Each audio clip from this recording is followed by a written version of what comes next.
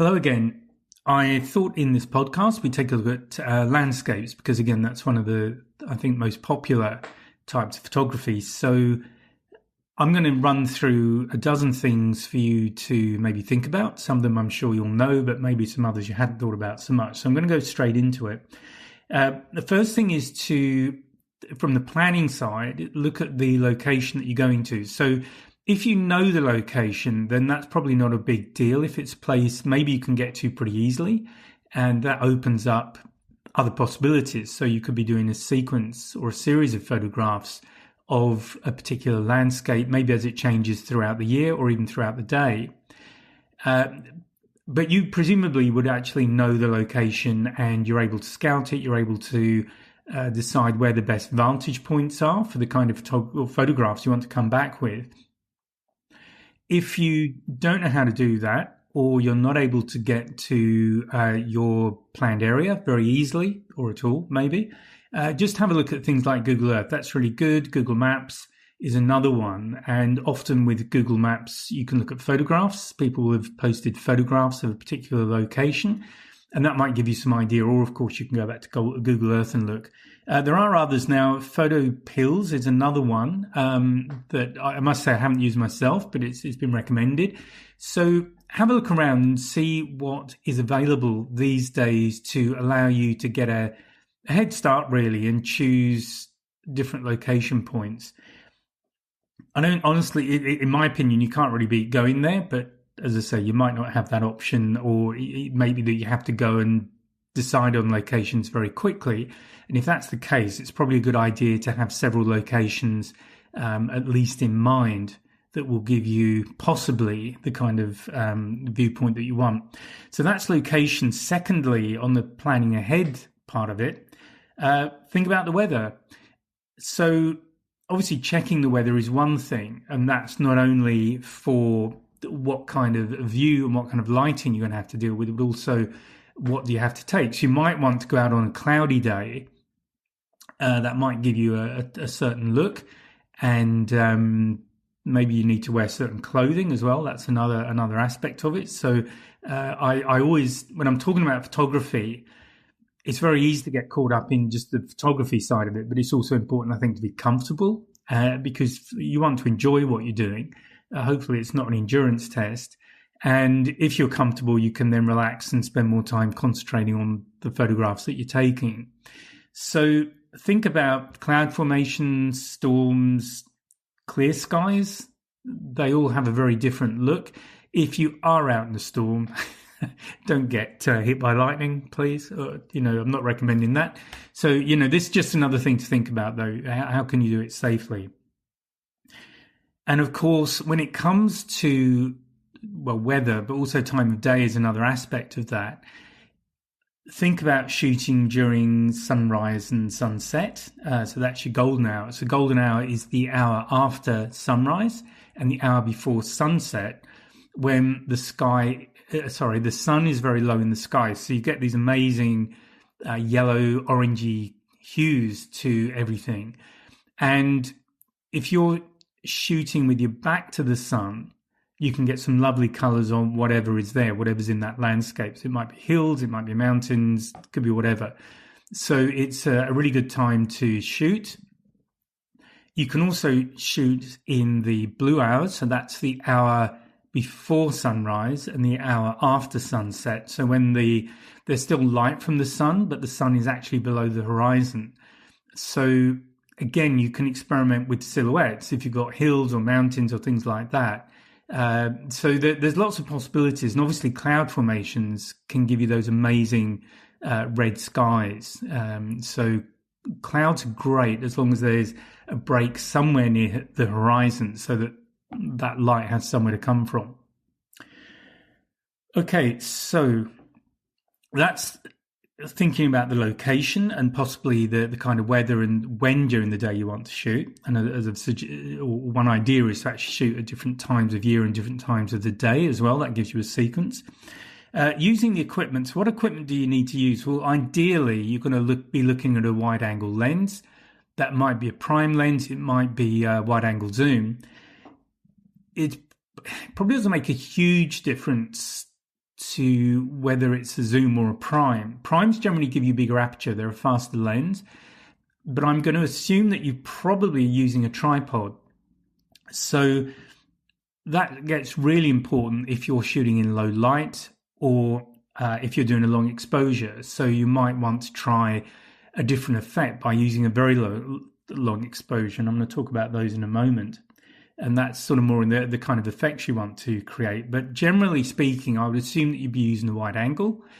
Using a tripod with the lens. Now, the thing I would say there with a tripod, first of all, you need to think about your shutter release. So you might have a remote release of some sort, either a cable release or a wireless release.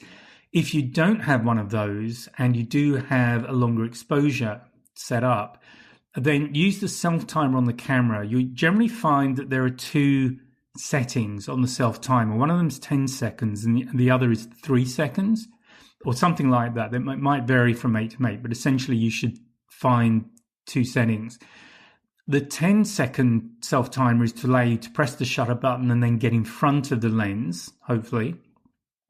And the 3-second is simply to allow you to press the shutter button, and it allows any vibration that you might have introduced when you press the shutter button down to dissipate, so that when the shutter itself opens, there's no vibration coming from the operation of pushing the shutter button. So if you don't have a remote release of any sort, then you just use the 3-second self-timer. Just another thought with tripods, and this is particularly true if you're somewhere where it's a bit windy and you might be up on a hill, so that's definitely a possibility. If you don't have a heavy tripod, because really you want everything as solid as possible so nothing moves, but something you can do if you're able to just sort out a way of hanging a bag, maybe your camera bag, from the center of the tripod, so sitting really underneath the tripod. So you're adding extra weight to the lower part of the tripod, the lower down, the lower the center of gravity is, and the heavier that is, the better, because it makes it much more stable. And one other thing is not so important if you're using a wide angle lens usually, but make sure that one of the tripod legs stands or is angled in front of, so underneath where the lens is. Less important on a wide angle, but it's a good habit to have, because if you start using telephotos, with a long telephoto, if you don't have one of the tripod legs in front of the lens, there's the chance that the weight of the lens, the change in the center of gravity, because you're putting some weight high up and possibly towards the front, so in front of the tripod, there is a danger it can topple over. So do have a think about that. Other equipment things to think about, filters, maybe.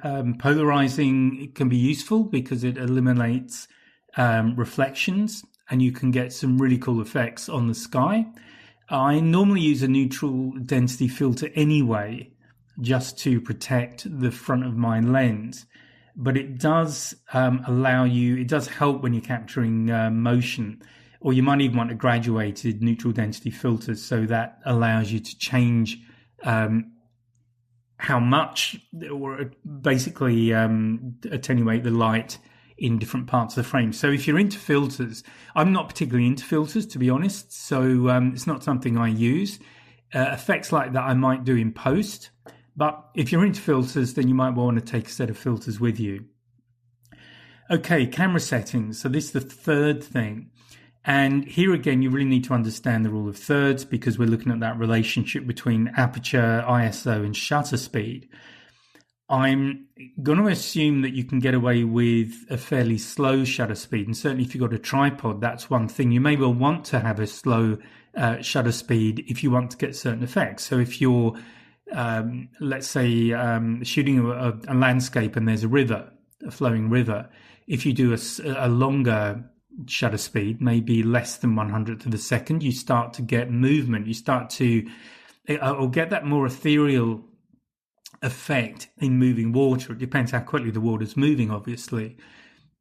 And as you go to slower shutter speeds, so maybe tenths of a second or even full seconds, then that effect is amplified. So you get these really ethereal kind of misty effects on flowing water. Or you might want to have a slow shutter speed if you've got clouds moving in the sky. That could be something to experiment with, particularly if you've got light low down. So that sort of sunset look or even the sunrise look, that could again give you something, an interesting effect if you use a slower shutter speed. Obviously, with aperture, you're controlling depth of field. I'm going to assume that for a landscape, you're probably going to use a smaller aperture, so you get a large depth of field. Maybe as low as f8, but probably f16, f22, even smaller than that if the lens supports it. So as I say, I'm going to assume that for a landscape, you really want everything in focus. However, you can always vary that, experiment with depth of field, and that might give you an interesting look. It can create depth in the image. So, for example, if you've got features very close to you, maybe bushes or something, close to where you're taking the photograph and they're in frame, you could just set your depth of field so that they are out of focus. So you start to frame the landscape. It might be that you position yourself so that within the frame, in the top of the frame, there might be the branch of a tree, for example. So that can give you something to frame what's in the center of the image, and that can add depth to the photograph. So it's something to think about when you're setting the shot up. On ISO, really that's what I would say is also really important, is to just get the ISO as low as you can. With a low ISO, you minimize digital noise in the image. So, there is a chance, I mean, again, it depends how you're shooting, but if you've got a large area of blue sky, any noise in the image is going to show up, and it will look like little pixels. It will look like, it'll be like a speckled effect. It's more obvious where you've got a single solid color. So again, dropping your ISO as low as you can is a good way to go. And when you're on a tripod, it's much easier to do that because you don't have to worry about the limitations of hand holding the your camera gear or your camera when you're shooting. So it does mean that you can work with a lower shutter speed. But obviously, each aspect contributes something. So shutter speed, aperture, and sensitivity contribute something to the overall image. So you've got to decide where the trade-offs are. But obviously, it comes back to just understanding the relationship between those three aspects. Okay, composition is another really important thing to think about. So if you don't know any composition techniques, just go to rule of thirds. That's the one, it's my go-to for just starting.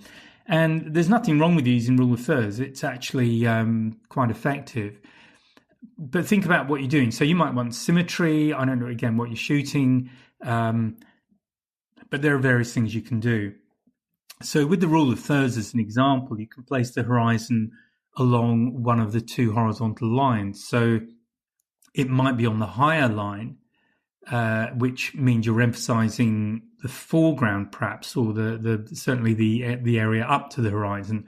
Or you might want to put the horizon on the lower of the horizontal lines, which means you're emphasizing the sky. So if you've got, really cool cloud effects from a sunrise or a sunset, then obviously that would make sense to put your horizon somewhere around that lower line. If the sky isn't contributing very much to the overall image, but you've got great stuff going on in the landscape itself, then maybe put the horizon higher up the frame. And obviously, these aren't hard and fast rules, so it's really important to just experiment and see what really works for you. And it might vary from image to image, from situation to situation. Other great things to think about are leading lines. So there might be elements that draw the viewer's eye maybe from somewhere in the foreground out to the horizon. So they can be they're very helpful in creating a more interesting photograph. So one way of thinking about an interesting photograph is the one that engages the viewer, has the viewer looking at it. You take the viewer on a journey visually through the image, and the longer they spend looking at it, and perhaps the more things they can find as they spend time looking at it, that to me is a good definition of a successful image. You might have a different definition, it's all good, but these are just things to think about. Again, think about foreground interests. So there might be things that, like rocks, could be bushes, it might be an animal, depending where you are. It could be, again, a body of water of some sort. All of these things create depth. They make it a more interesting photograph. And I've already mentioned framing. So you might have a tree branch, something near you, but you might also have man-made elements. It might be an arch or a bridge or something like that. So again, look at what is around that you can bring into the frame that will frame your subject or create some sort of framing, create depth, create interest in the shot. And another thing to do is just balance what's happening left and right. Is there a way of, it doesn't have to be symmetrical, but just creating some sort of a balance? Or do you deliberately want it out of balance? That's another way of setting the shot up. Okay, so that's number 4, composition. So another thing to look at is the lighting. So I've spoken about golden hour, and that can give a softer light, and you've got that added color, assuming you're not shooting in black and white, obviously. In fact, just on that, I always shoot in color, even if I'm kind of got a black and white image in mind, because it always gives me the option later, and it's very easy to take color out of a shot when you're in post. So I always shoot in color. But soft lighting is important as well. So if you're there and it's bright sunshine, you can have very harsh lighting. So you get very strongly defined shadows, and the differences between light and dark can be quite significant. So here we're thinking about contrast. So you might want a shot that's very contrasty. Also, you might want something that's very grainy if you're going for a contrasting shot. So what I was just saying about keeping the ISO very low, if you want something that's really grainy and harsh and has quite a hard impact, then you might want to push your ISO right up high to actually create noise in the shot. So these are, again, no absolutes, no wrongs and rights here. These are just different ways of approaching a particular subject. Obviously, with an overcast sky, you get much softer light, so the contrast is much less, and that also has benefits. So think about that. Think about how you want to use the lighting. So how dynamic is the shot? So again, on overcast days where you've got a lot of cloud, there might be you might have areas of very heavy cloud, so you've got quite a dramatic looking shot. So have a think about that. Backlighting is another one. So I've mentioned that. Shooting something where the sun is behind it, where you start to get silhouettes. But around the silhouette, you might have something really interesting. So again, how do you make use of what's available? And finally, with the harsh lighting, as I've said, just be aware that around noon, obviously, often, if it's really anywhere where it's bright sunshine, is that an aspect of the shot that you want? Do you want that harsh light? And again, there are creative elements. There's ways you can use that to create perhaps a very unusual shot. Okay, the 6th point is using perspective. So what I mean by that is where you're shooting from. So if you shoot from a high point, you can be shooting down onto a particular landscape, and that is definitely one way of shooting. So you might have a lookout point, something like that, where you've got the whole vista in front of you. So that gives you one type of photography. You might even want to do a panoramic shot. Either here's something like a smartphone can come in very handy. If you're doing a pano shot, just hold the smartphone up so it's vertical. It's in that portrait sort of position, and then pan and try and keep it steady, obviously. I see people doing portrait or doing panoramas rather, and they hold the smartphone in sort of landscape format, so horizontally. And the thing is, you'll get a very long, thin shot, but the trick really is to go into that portrait mode, so you get generally speaking, a much better photograph. The alternative to that, obviously, is to get down low. So that means that you're really emphasizing the foreground, and you might even want to put the camera on the ground. So you're shooting from ground level, which also can be very dramatic. It can be useful because it's an unusual position. Generally, when people shoot landscapes, they shoot from their normal viewpoint. So generally standing up. They might crouch down a little bit, but if you stick the camera on the ground, as long as you can actually see what you're shooting, that also gives you just a different perspective. And again, another way of making a photograph more interesting is to use a perspective that people wouldn't normally think of, perhaps themselves. So getting down low on the ground is another one. Number 7 is incorporating motion. So I've spoken about this a little bit anyway, but if you use a slower shutter speed, you can get motion in the photograph. Now, that could be anything. It could be a flowing river or stream. So you've got that. If you're shooting in the hundredths of a second, you'll get some movement in there, but it won't be necessarily ethereal, but there'll be movement. It'll be sort of blurred a little bit, but you can still see what it is. It could be clouds moving. It could be, it might be a train in the distance, something like that. So what are the elements that you can see, and do you want to build in movement? So again, that's with experimentation.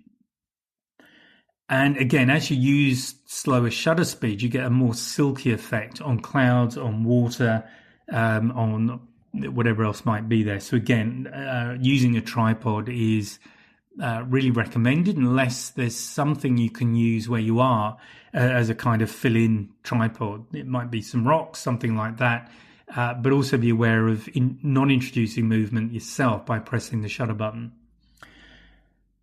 Okay, exposure is number 8. So just be aware of your exposure. So are there areas of the image that are getting overexposed? And think about where you're setting your exposure on a particular point. It might be you want to bracket your shots. So your camera might offer an auto bracketing capability. If you're on a smartphone, you might have high definition. So high definition shots generally it's a sequence of 3 shots. So you've got the ideal exposure in the middle, and then it will underexpose, might be a third of a stop or a full stop, whatever it is, and then do the same in the other way. So overexpose and then combine those images. Equally, you might want to bracket the exposure, and that simply means again that you set your exposure, you point to the place in the landscape that you want the exposure to be correct. The camera will take a shot. If you're using auto bracketing, it will take a shot, and then it will overexpose to some extent. Might be a third of a stop, 2/3 of a stop, or a full stop, and then underexposed in the same direction by the same amount. By the same amount. So in that way, you get you'll end up with 3 photographs. One of them is correct exposure, one is slightly overexposed, and one is slightly underexposed. And you can then choose what you do with them, because one option again in post is to just stack them and use them that way. So there's various things you can do there, but do understand how to first of all expose it correctly, and then understand things like how you bracket the shot and how that works in your particular camera. Okay, post-processing is something you would do, afterwards, obviously. But here's where you can really get creative. So you've got a shot. I think the most often, or the situation where you're most likely to correct with post-processing are things like sunrises and sunsets, because the classic experience, I guess, is that people will shoot a sunset and it looks absolutely amazing, and you've got these amazing colors on the clouds and all this stuff, and then you have a look at what you've shot on the camera and it looks really ordinary. And the clue there is that probably if it does look very ordinary, it's a good shot, because your camera is giving you a fairly neutral sort of exposure. But once you've got an exposure like that, you can work with it in post. So don't be put off if the picture you've got either on your smartphone or on your camera looks pretty ordinary. Once you get it into post-processing, you can then vary contrast, colors, all those kind of things. And you can choose what you want to do with them. So the general recommendation is not to go crazy and not to overdo the colors and oversaturate and things like that. But on the other hand, that might be the thing you're going for. Now, one thing to do in post is to have a look at the spectrum. So there's when you go into post processing, you can look at the exposure on a histogram, and what you will see there, and hopefully this will ring some bells, because you often get them on. You'll probably have it on your camera as well. When you've taken the shot, it will allow you to look at the shot, but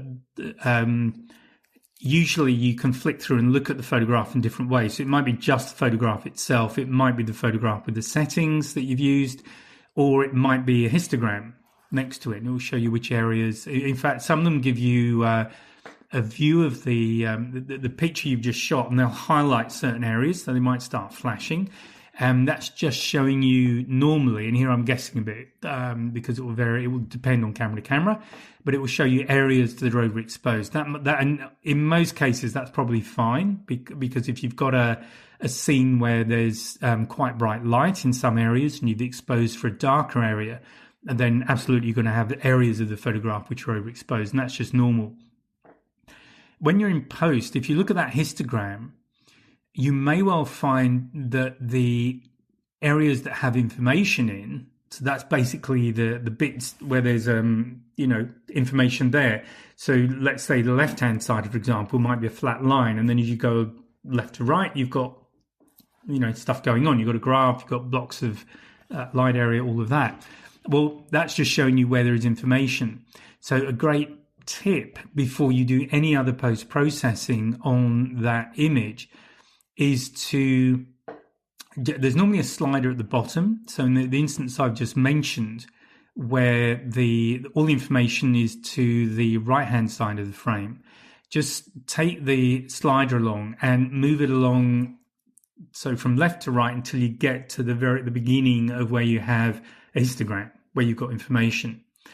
And what that will do, and if I remember correctly, it's and this might vary from camera to camera as well. It's dark on the left, bright on the right is what it means. So basically when you go from left to right, you're working through where the bit on the left is where it was really dark. There's a lot of information in the dark part, which would mean it's perhaps underexposed if everything's down there, or if everything's on the right hand side, that's where things get overexposed. So it might mean everything's overexposed. So what you really want to work with when you're in post processing is you want information all the way from left to right.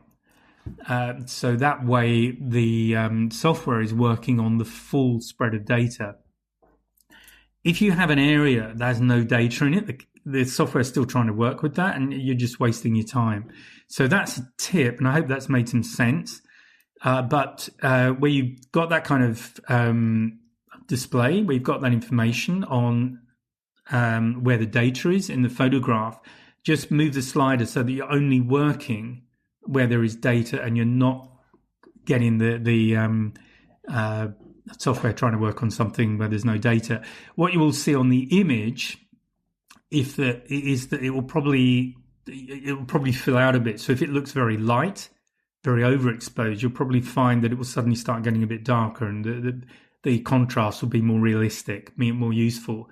And conversely, if it's overexposed, as you move that, you'll suddenly see more detail starting to come out. So that tells you you're in the right sort of network. So I've spoken a lot about that. So let's move on. So obviously there's things to do with post-processing. Just other thoughts, really, general things. One is patience. It's always good. And for me doing a landscape, I generally have a bit of wildlife in there. And I'm doing the kind of photograph that puts the animal in context. So you can see the sort of environment seen. I might be emphasizing the size of it. So I've got a photograph of an elephant. This one springs to mind. It was actually the other side of a valley. It's in South Africa. And on that side, it was all trees. There were a lot of trees around. And I just wanted to make the point that the elephant, although it's big when you stand right next to it, actually in its environment, it's pretty small and can disappear pretty easily. So that was just one shot.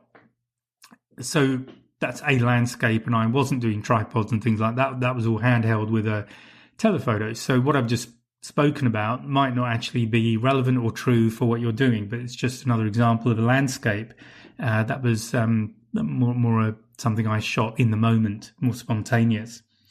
Experimenting is the 11th point here.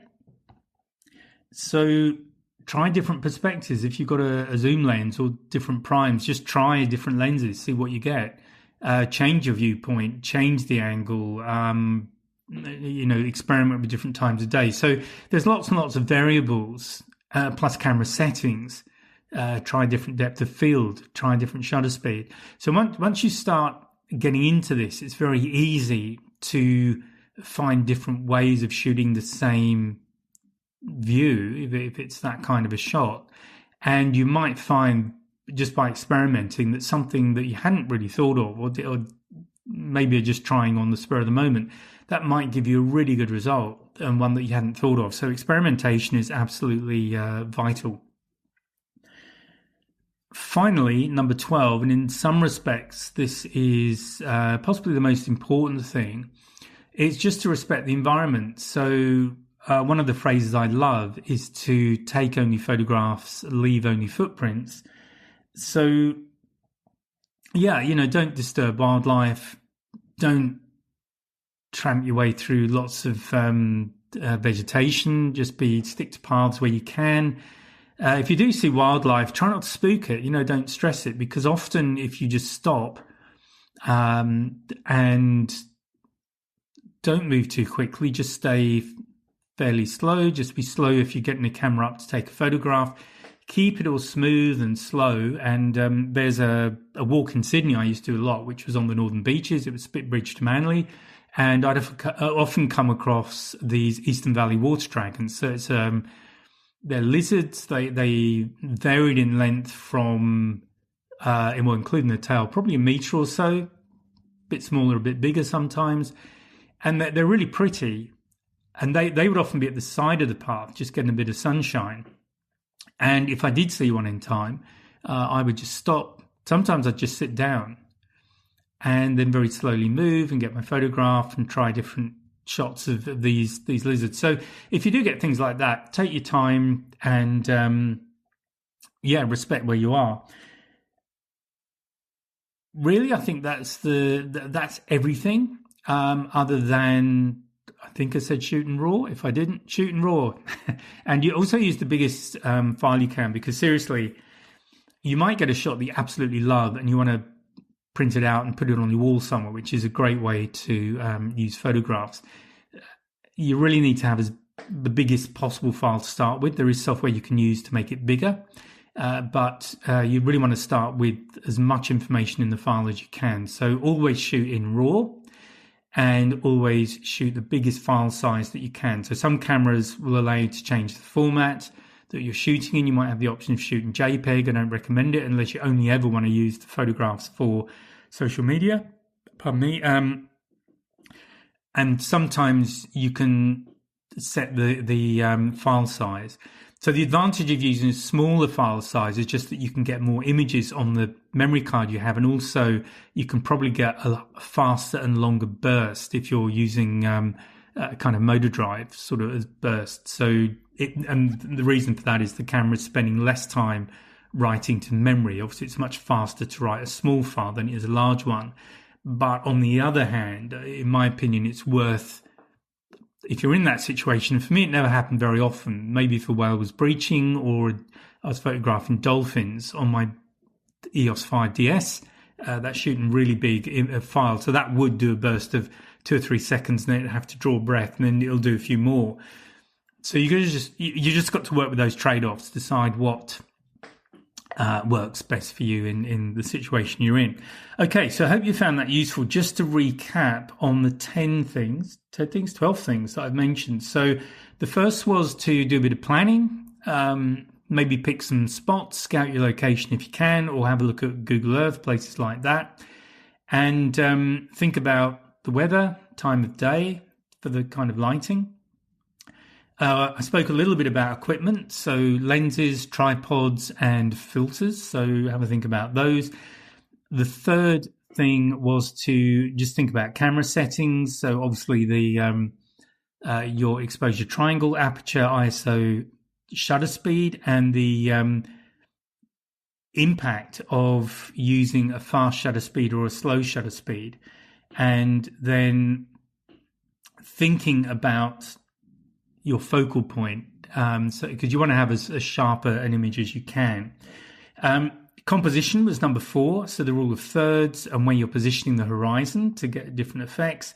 Spoke about leading lines, foreground interest to create depth as well, also framing the scene, so that would include foreground, but also maybe things in the top of the frame that are close to you to give you framing elements, and then balancing left and right. Using light, so soft light, how you use that, how you use golden hour, blue hours, use soft light to have a nice even lighting, or you might want something a bit harsher. What's the impact of the clouds? You can get more dynamic images, and if you've got clouds there, you can get a lot of color if you time it right with sunset and sunrise. Think about shooting with the sun or light anyway behind another element, probably be the sun, so mountains or hills or trees or something else, just to create a silhouette. And or the other thing I spoke about was using harsh light deliberately to get really grainy, noisy images by pushing up the ISO. Think about your perspectives was number 6. So are you going from a high point, shooting down maybe into a valley or something like that? That's sort of a vista. Or get down low, maybe right on the ground, and shoot from there, because that will give you a completely different viewpoint. So just experiment with different angles. Number 7 was thinking about motion. So again, long exposures to slow everything down, make it more silky. That might give, and that also changes where you're going to point the viewer, where they're going to look in the final image. So think about that from composition. You might want to do a long exposure if clouds are moving. That might give you an effect. Might be worth doing. And again, just think about stabilizing your tripod if you're going to do that. I also spoke a little bit about exposure and just understanding how your camera exposes. So that was looking at histogram or the image highlighter on some cameras, where it will show you where you have an overexposure. And think about bracketing. So bracketing is another thing you might want to do. HDR, high definition resolution, I think that's what it stands for, but you get that on smartphones. It might be a default setting, but if it isn't, it's something to experiment with. It can give you quite nice results, actually, but as I've said, it's a combination of 3 exposures, basically, is what the camera's doing, and then pulling them all together. When it comes to post-processing, that was number 9. Just have a think about really how you want to enhance the scene.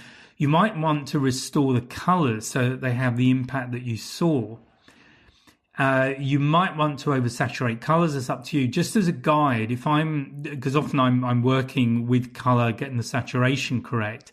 And what I will do is get the saturation on grass is about right. That's my yardstick. Usually there's grass in my picture. Sometimes there isn't. If I'm in sandy places, there wouldn't be. But most of us can see grass one way or another. And if the grass looks natural, then the whole color the whole color saturation is probably about right. But as I've said, you might want to just oversaturate. I see a lot of people doing that in images. There's a much stronger impact if that's what you're going for. So completely up to you. Whatever you use, just get familiar with it. So whether it's Photoshop, Lightroom, or something else, it might be worth taking a little course on that, just to get you feeling confident about it. Number 10 was just being patient. So, with nature, anything to do with nature goes at its speed. We tend to rush about often, if that's what I do. So do be patient, do experiment was number 11.